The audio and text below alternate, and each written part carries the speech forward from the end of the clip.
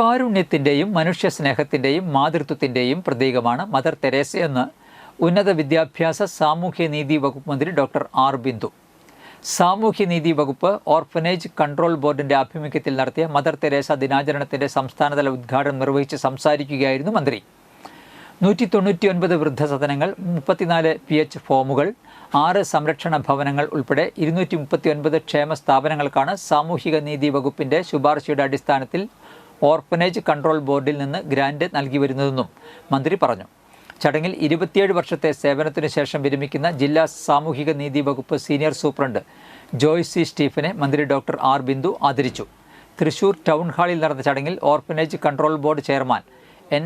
അലി അബ്ദുള്ള അധ്യക്ഷത വഹിച്ചു. ജില്ലാ പഞ്ചായത്ത് പ്രസിഡന്റ് VS പ്രിൻസ്, ജില്ലാ കളക്ടർ അർജുൻ പാണ്ഡ്യൻ എന്നിവർ വിശിഷ്ട അതിഥികളായി.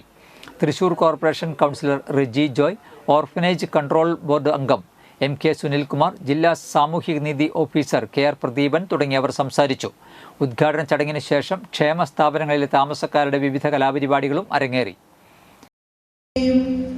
മനുഷ്യസ്നേഹത്തിൻ്റെയും മാതൃസ്നേഹത്തിൻ്റെയും തിളക്കമാർന്ന പ്രതീകമായിട്ട് ലോക ചരിത്രത്തിൽ തന്നെ ഏറ്റവും മഹനീയതയോടെ പ്രതിഷ്ഠിക്കപ്പെട്ടിട്ടുള്ള നമ്മുടെ എല്ലാം അമ്മയായ മദർ തെരേസയെ ഏറ്റവും വൈകാരികതയോടെ അനുസ്മരിക്കുന്ന ദിവസമാണ് ഇന്ന്.